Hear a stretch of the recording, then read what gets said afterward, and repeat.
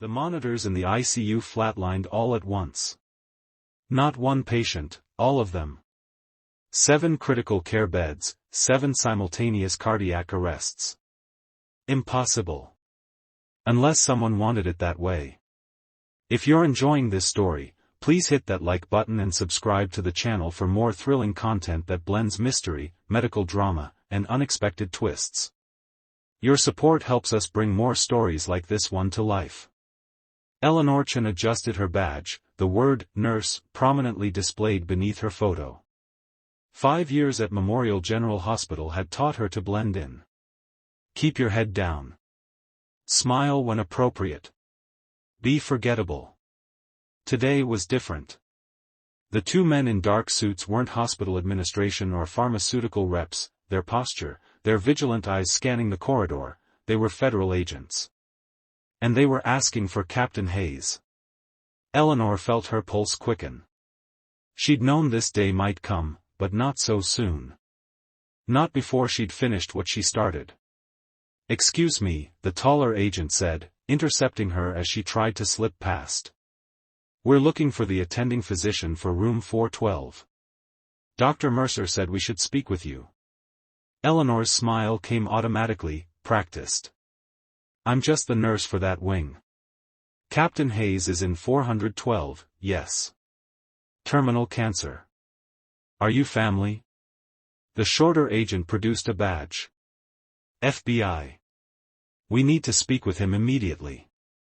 "I'm afraid that's not possible," Eleanor replied, her voice steady despite the adrenaline flooding her system.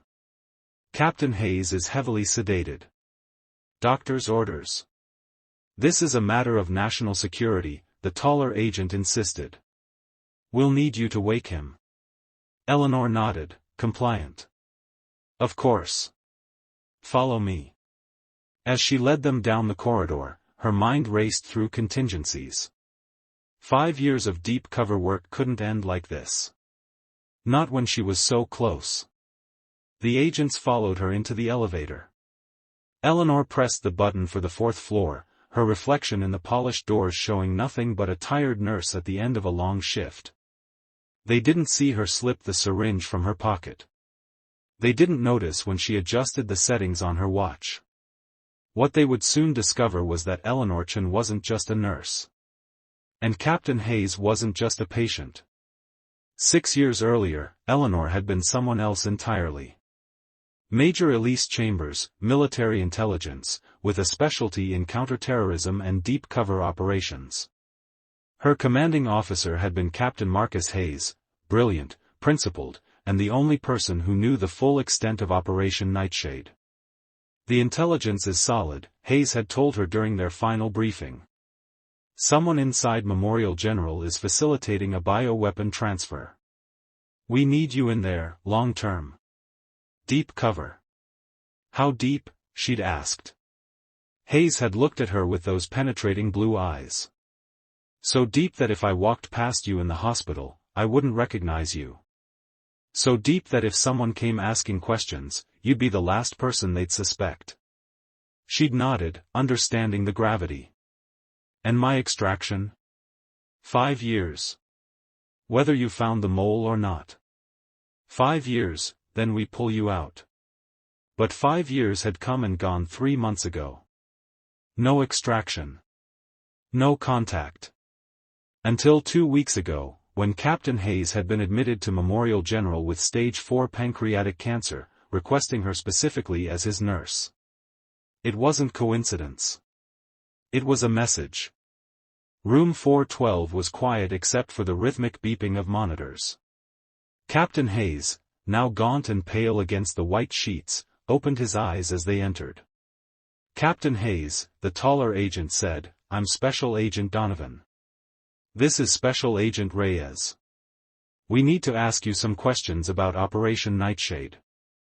Eleanor busied herself checking the 4-drip, her back to the agents, her hand sliding into her pocket.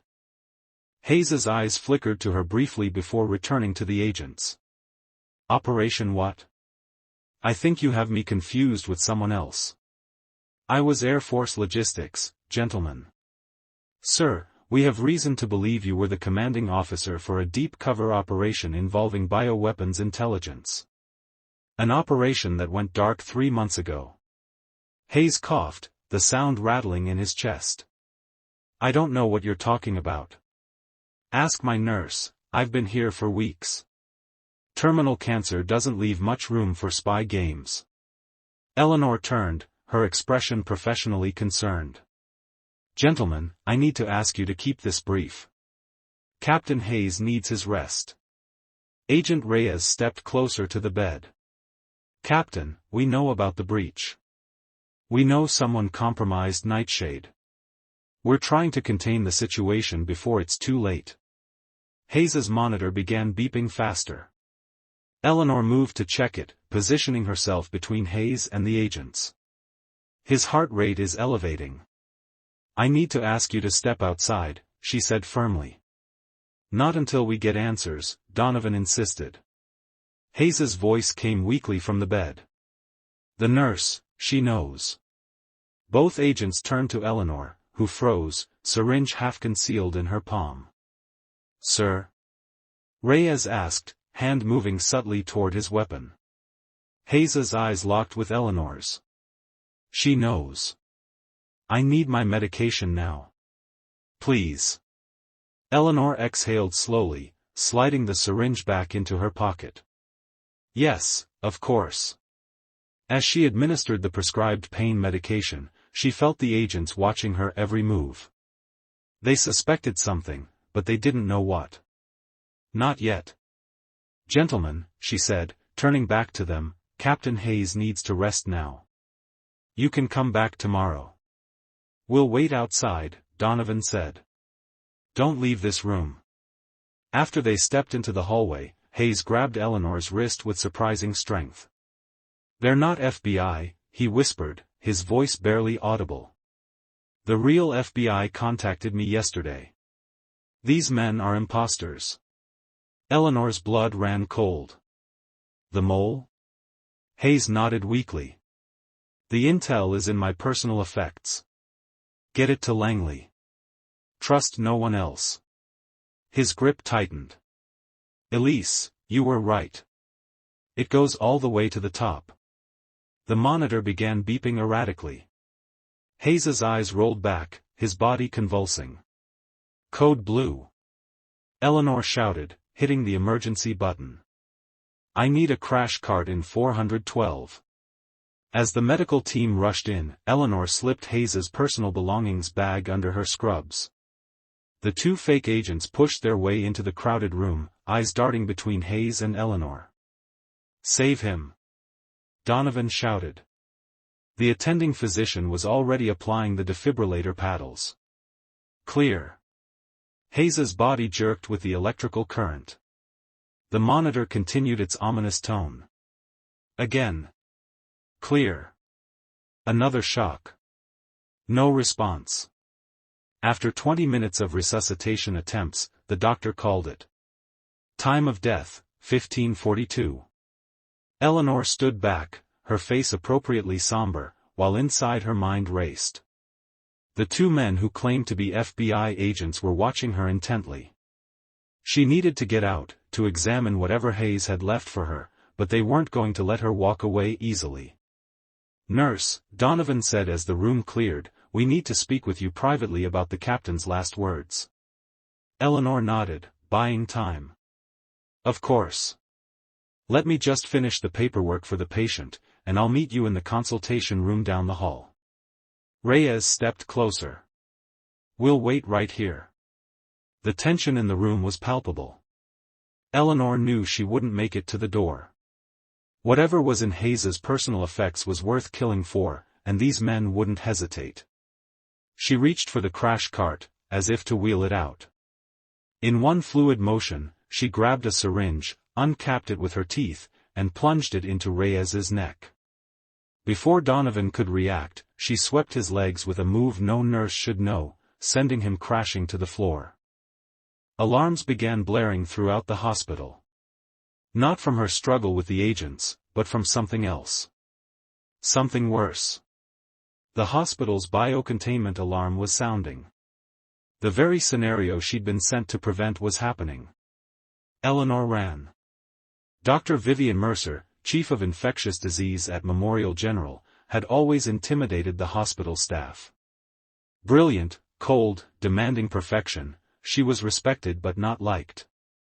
For 5 years, Eleanor had watched her, catalogued her movements, investigated her background. Because 5 years ago, intelligence had suggested that someone at Memorial General was helping to develop and potentially release a designer pathogen, a bioweapon that could target specific genetic markers. The perfect assassination tool or, in the wrong hands, a potential genocide weapon. Eleanor had narrowed her suspects to 3, Dr. Mercer, the hospital administrator, James Whitfield, and the head of security, former military contractor Richard Dolan. All had the access, the connections, and the unexplained financial transactions that raised red flags. But she'd never gathered enough evidence to make a move.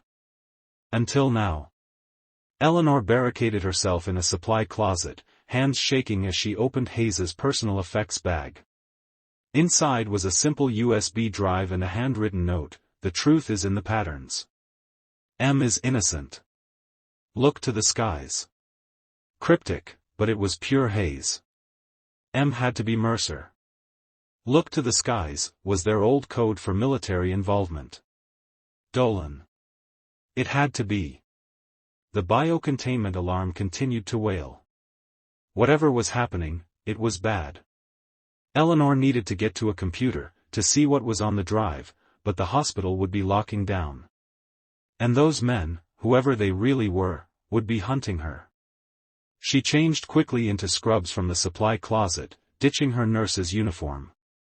From her locker down the hall, she retrieved the go bag she'd kept ready for 5 years: cash, fake ID, weapon. The training never left you, even after years of playing a role. As she made her way toward the research wing where she knew there were secure terminals, Eleanor saw the chaos unfolding. Medical staff were rushing to don hazmat suits. Patients were being evacuated from certain wings. Through the windows, she could see CDC vehicles already arriving. This wasn't a drill. She slipped into Dr. Mercer's office, locking the door behind her. The computer required a password, but Eleanor had been preparing for this moment. She'd observed Mercer entering her credentials countless times, noting the rhythm of her keystrokes. The drive contained encrypted files, but Hayes had included the decryption key in his note. The patterns referred to a case they'd worked on years ago. Within minutes, Eleanor was staring at the truth. Surveillance photos. Financial records. Communications intercepts. All pointing to a conspiracy far larger than she'd imagined. Not just Dolan, but a network that extended into government agencies, defense contractors, and foreign operatives. And at the center of it all, Project Chimera. A bioweapon designed to target specific genetic markers, disguised as a revolutionary cancer treatment being tested at Memorial General. The door handle jiggled. Someone was trying to get in. "Security override in progress," came a voice from the other side. Eleanor quickly copied the essential files to the hospital's secure server, sending them to multiple federal agencies simultaneously. Whatever happened to her, the truth would get out. The door burst open. Richard Dolan stood there, not in his usual security uniform but in tactical gear, flanked by the 2 fake FBI agents. "Major Chambers," he said, using her real name. "You've been a very difficult woman to identify. 5 years watching you mop floors and change bedpans, never suspecting." Eleanor stood, her hand near the scalpel she'd taken from a medical tray. "It's over, Dolan. I've sent everything to the authorities. The CDC is already here." Dolan smiled. "Yes, they are. Responding to what they believe is an accidental containment breach. By the time they realize what's really happening, the test will be complete." Test. 7 patients, 7 different genetic profiles. All in the ICU. All receiving our experimental treatment. All about to demonstrate its effectiveness. The monitors. The flatlines she'd glimpsed on her way to Hayes's room. It wasn't a system malfunction. "You're insane," she whispered. "Those are innocent people." "They're terminal anyway," Donovan said dismissively. "Consider it a mercy." Eleanor's mind raced. The ICU was on the 6th floor. If she could get there, maybe she could stop whatever was happening. But first, she needed to get past these men. "The bioweapon doesn't work," she said, stalling. "Hayes told me before he died. Your formula is flawed." Dolan's smile faltered slightly. "You're lying." "Am I? Why do you think he came here?" "He was injecting himself with the antidote, documenting how it failed. It's all on the drive." Dolan glanced at the computer screen, momentarily distracted. It was all Eleanor needed. She threw the scalpel with precision, catching Reyes in the shoulder. As he yelled in pain, she vaulted over the desk, driving her knee into Donovan's stomach. Dolan reached for his weapon, but Eleanor was faster, slamming his arm against the doorframe with a sickening crack. The gun clattered to the floor. Eleanor grabbed it and ran. The ICU was in chaos. Medical staff in partial hazmat gear were frantically working on patients whose monitors showed critical conditions. Through the glass walls, Eleanor could see all 7 isolation rooms, all 7 patients in distress. Dr. Mercer was there, barking orders, her face visible through her hazmat mask. When she saw Eleanor, her eyes widened. "Nurse Chen. Get your protective gear on immediately. We have an unknown pathogen." Eleanor approached her, keeping her voice low. "It's not unknown. It's chimera." Mercer froze. "How do you?" "No time. Those patients were deliberately infected. We need to lock down the treatment protocol." To her credit, Mercer didn't waste time with questions. "The symptoms don't match any known pathogen. Multiple organ failure, but the pattern is targeted somehow." "Genetic targeting," Eleanor confirmed. "Check their backgrounds. I bet they represent different ethnic groups." Mercer's eyes widened with understanding. "My God. The experimental cancer treatment." Dolan insisted those 7 patients be included in the trial group. "Can you counteract it?" "Maybe, if I understand the mechanism." Mercer moved to a computer terminal, pulling up patient files. "I need to see the formula." Eleanor handed her the USB drive. "Everything's on here." As Mercer worked frantically, Eleanor kept watch. Dolan and his men would be coming. The hospital was in lockdown, but that wouldn't stop them. "I've got it," Mercer said after several tense minutes. "It's attacking specific protein markers in the cellular structure. If we flood the system with synthetic proteins to act as decoys." She began preparing injections, her hands steady despite the pressure. "Help me administer these. We don't have much time." Together, they moved from room to room, injecting the countermeasure into each patient's foreline. By the 4th patient, alarms began to silence as vital signs stabilized. "It's working," Mercer said, relief evident in her voice. They had just finished treating the last patient when the ICU doors slammed open. Dolan stood there, arm in a makeshift sling, face contorted with rage. Behind him were more men in tactical gear, not hospital security, but professional mercenaries. "Step away from the patients," he ordered. Eleanor positioned herself between Dolan and the medical staff. "It's over. We've neutralized the pathogen. Then we'll have to resort to more direct methods," Dolan snarled, raising his weapon. Before he could fire, the ICU doors on the opposite side burst open. Real FBI agents poured in, weapons drawn. Federal agents. "Drop your weapons." A firefight erupted in the ICU. Eleanor pulled Mercer down behind a nurse's station as bullets shattered glass and equipment. Medical staff and patients screamed, taking cover wherever they could. In the chaos, Eleanor saw Dolan slipping away through a service door. With force before he died, Eleanor continued, advancing slowly. They've been tracking your operation for weeks. Every contact, every buyer. Dolan's expression hardened. He glanced at the edge of the roof, then back at Eleanor. You were always too clever for your own good, Chambers. Hayes saw that in you from the beginning. Put the gun down, Dolan. It's finished.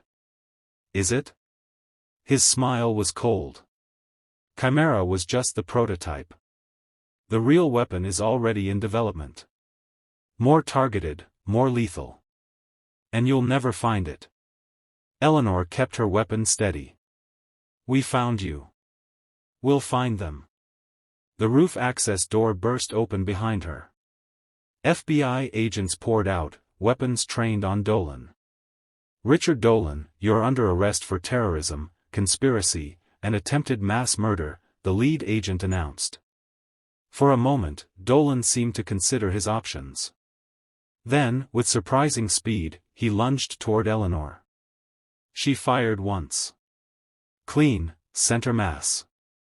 Dolan staggered backward, a look of surprise crossing his face before he collapsed. As the agent secured the scene, Eleanor holstered her weapon. 5 years of her life spent in deep cover, watching and waiting. It hadn't ended as she'd expected, but it had ended. 3 months later, Eleanor sat across from the FBI director in a secure conference room at Langley. Her hair was different now, her posture more military than medical. The operation was a complete success, Major Chambers, the director said. Thanks to the intelligence you gathered, we've dismantled the entire network. The Chimera formula has been contained.